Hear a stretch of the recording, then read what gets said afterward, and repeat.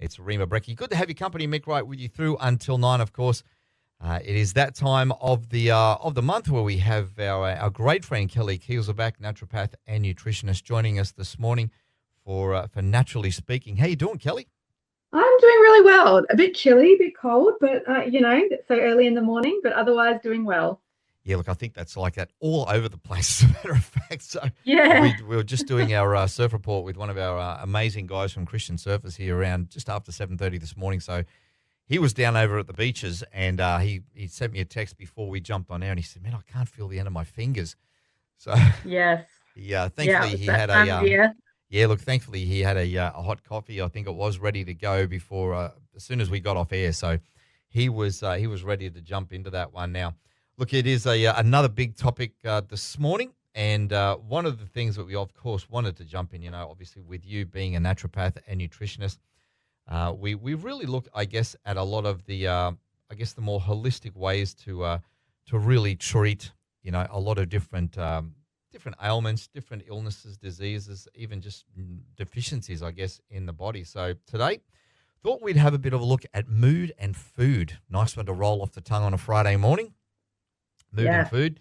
And then this is a really important one, and I know that you and I have talked about this at length. I've talked about this with doctors and things we used to have on the program as well. But the huge link that there is between, the brain and the gut, that brain-gut axis.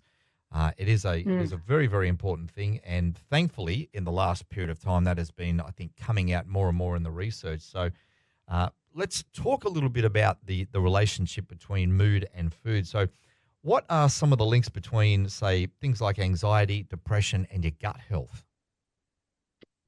Yes. So there is a huge amount of research around this now. There's a whole pocket of research and thinking called nutritional psychiatry. So if you look that up, you'll find lots of different information about nutrition and mood and gut health and mood.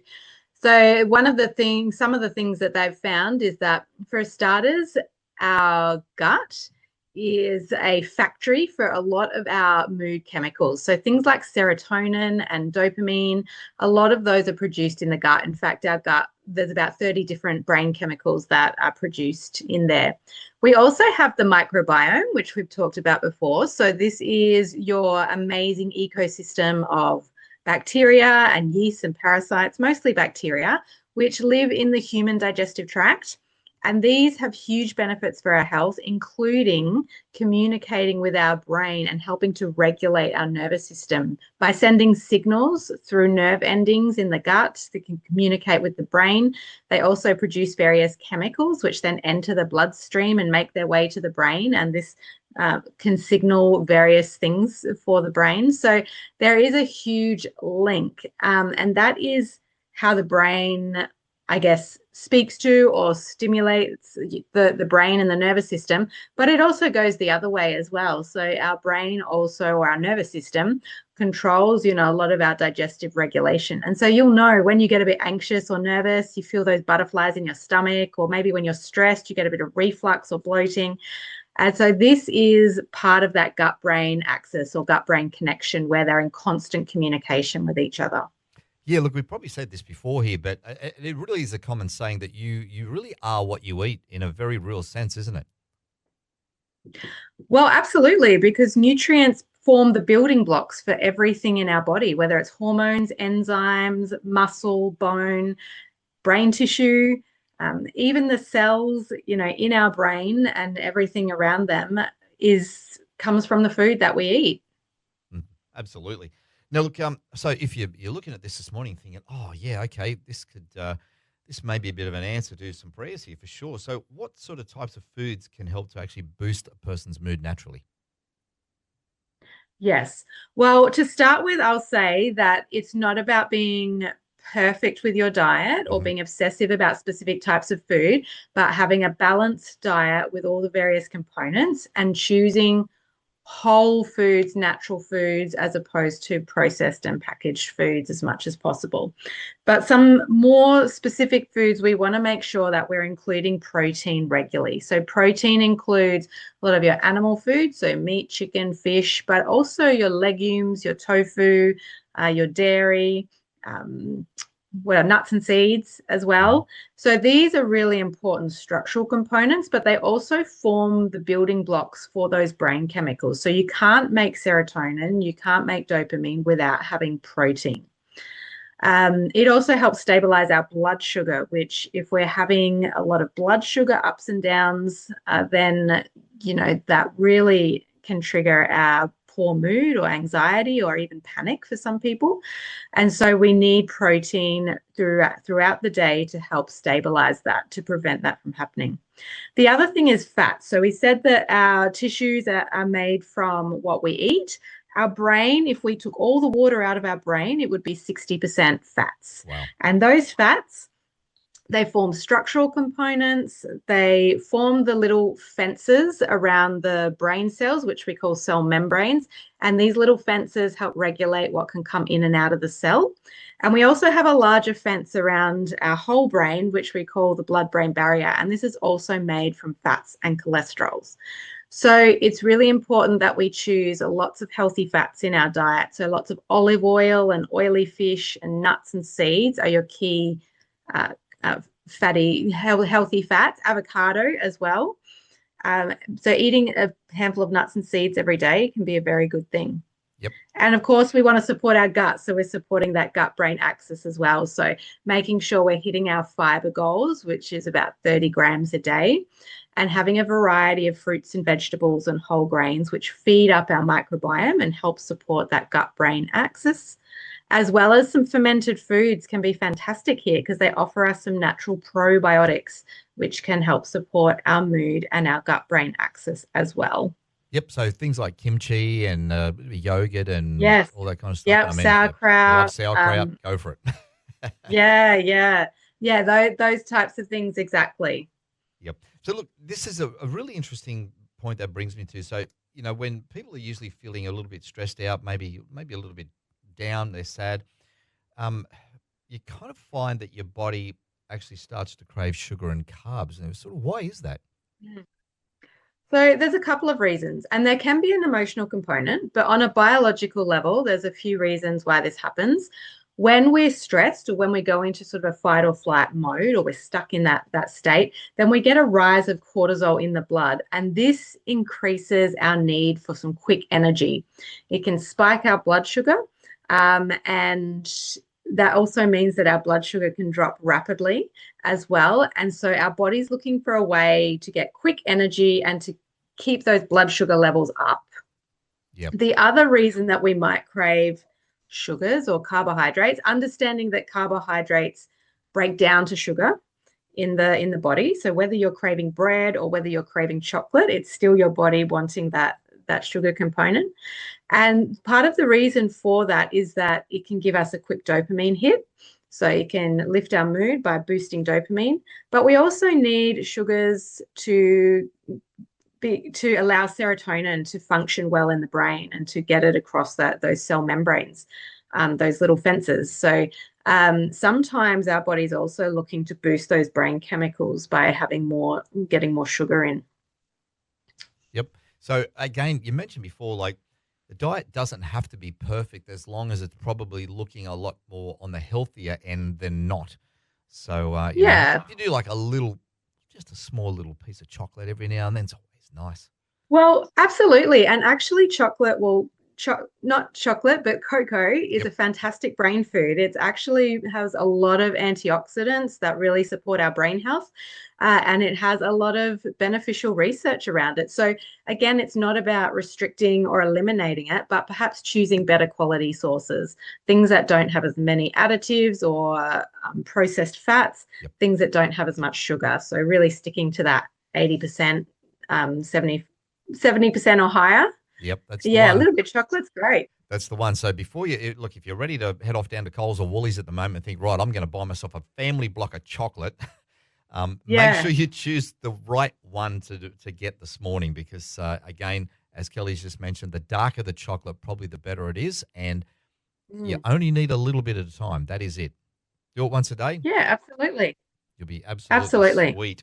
Yeah. It's 17 minutes after 8. Our great friend Kelli Kieselbach joining us this morning for Naturally Speaking. We'll take a short break, And we'll be back with Kelli right after this. Stay with us. This is Rhema Brekky at your Friday morning. It's Rhema Brekky on your Friday morning. Forrest Frank, God's Got My Back, 21 and a half minutes after 8. And, of course, we are naturally speaking with our great friend Kelli Kieselbach, naturopath and nutritionist. We're talking about mood and food this morning. And you'll be able to jump online a little bit later on and get the download as well on our Rhema webpage to check this one out. So make sure you do that if you happen to miss the first bit. Now, Kelli, talking about, obviously, our mood and our food together. And one of the things we're going to look at this morning is food intolerances and allergies. So can both of those cause brain fog and a little bit of irritability? Yeah, absolutely. Even anxiety, depression, it can have a huge impact on our mood and our brain health. And partly this is to do that when there are food intolerances or sensitivities present, then they often set off an immune reaction and a cascade of inflammation. And we know that inflammation is a big part of what can impact our mental health negatively. So when that inflammation is in the brain, then that can lead to anxiety, depression, irritability, mood swings, or brain fog, all of the above, really. And sometimes with food sensitivities and intolerances, it can be a little bit tricky because not everyone will have really obvious digestive symptoms. Often we think, oh, food, it's going to cause an issue with my gut. That's not always the case. Sometimes the key symptoms are changes in mood, fatigue, brain fog. So it can get a little bit complex in that sense. Yeah. Now, on that one, is there actual tests that people can actually do if they want to find out maybe if I'm allergic, apart from, obviously the elimination diet where you sort of cut everything right out and then sort of restart? Are there blood tests, anything like that people can do? So for true allergies, you go to an allergist and they will do either skin prick or you can get tested there. It's a little bit trickier for sensitivities and intolerances. There are some blood tests around, or various tests that you can do to get an idea of whether you might be sensitive or not. But the gold standard is still to do an elimination diet. And because there are different types of intolerances, people might be struggling with, FODMAP foods, or they might be struggling with salicylates or dairy or gluten. There's just so many variables, and it's a very individual thing. So it actually is still best to do the elimination diet and do a very strategic reintroduction phase. So when we're talking about exploring for food intolerances, if this is something that you suspect something might be causing an issue for you, always do it with a qualified practitioner and do it in a very structured way, because we don't want you to be on an elimination or a restrictive diet for months and months and months. That should not be the case. Yeah. Yep, absolutely. Because even then, if nothing happens to be working there, then you're really depriving your body of a whole bunch of nutrients and everything else. So you could be making yourself worse in some instances. Absolutely. And it's not great for your relationship with food either. It can really impact people's mental health as well. So there's a whole number of reasons why we don't suggest that you just start any of these really restricted diets without advice. Yep.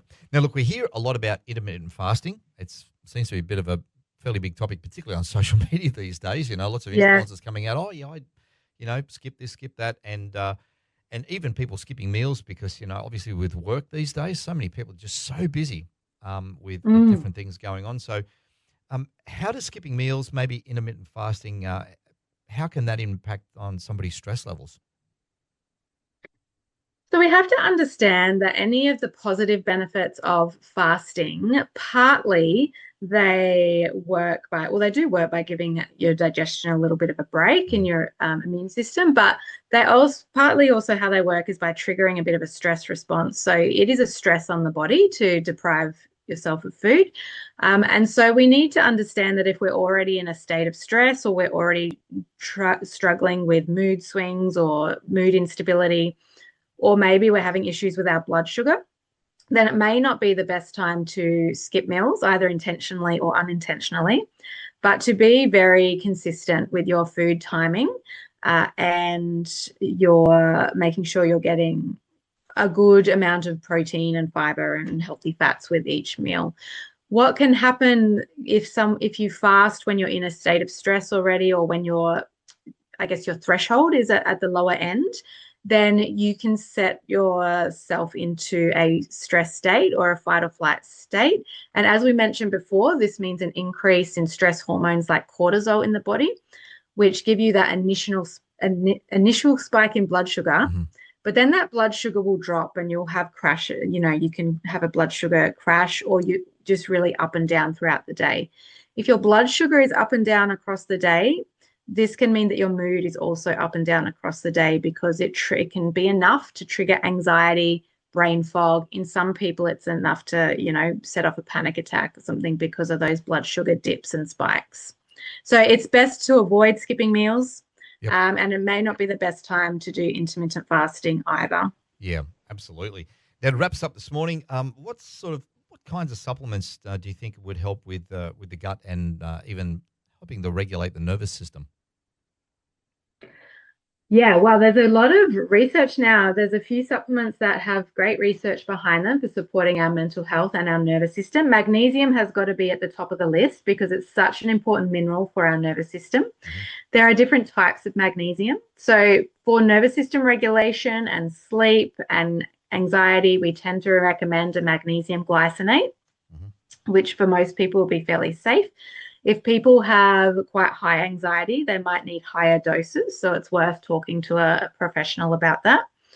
The same with omega-3 fatty acids. Remember, the fat, a huge component of the brain is fat. So we need, and the omega-3 fatty acids are the most important fat in this context.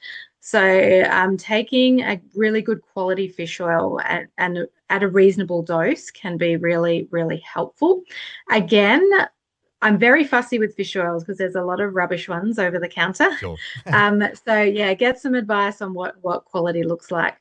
Probiotics can be very useful. There's been some studies to show that probiotics can really make a big difference in mood. And even with people who are already on like antidepressant medications, there's particular strains that have been studied alongside medications and shown that they've actually improved the effectiveness of that medication. It is important to understand that there are different strains of probiotics, so not all probiotics are created equal. So, knowing which strain to choose for your situation is really important as well. And, our herbal medicines are just fantastic around any nervous system regulation, mood support. I love withania. It's really helps to it's been shown to help people move into a more relaxed state. Some people know it as ashwagandha. Mm-hmm. Saffron has got a lot of great research around it now for as being neuroprotective, meaning it helps protect the brain and nervous system, and as an antidepressant herb. Rhodiola, fantastic for regulating the nervous system. There's a whole bunch that we might choose for different things. Again, please don't self-prescribe. Get some advice around what works for you, because there are some contraindications and interactions that you need to be aware of. Yep, 100%. But there's lots of tools that we have. Right. And this is one of the things I was going to mention as well. Make sure that you do this in conjunction with a professional, because, again, as Kelly's just mentioned there can be some contraindications with current medicines and different things like that. Words of life and love around from the Father thing there. to Let me just his off child. that real quick. They just jump in real quick. They do on news at times. But there are some contraindications, so we just need to make sure that, yes, we are looking after the whole person here, and particularly with the meds. Look, as always, Kelly, thank you so much for joining us this morning. It's always a pleasure to talk to you. And if people want to jump on, maybe follow you online, how can they go about doing that? You can head to my website, kellik.com.au, so kellik.com.au, or follow along on Instagram or Facebook, kellik_naturopath. Yeah, I'd love to see you there. Awesome. All right. Thank you so much, Kelly. I'll get you to hold the line. I'll get back to you very, very shortly. This is Rhema Brekky on your Friday morning. Stay with us. We've got the news next.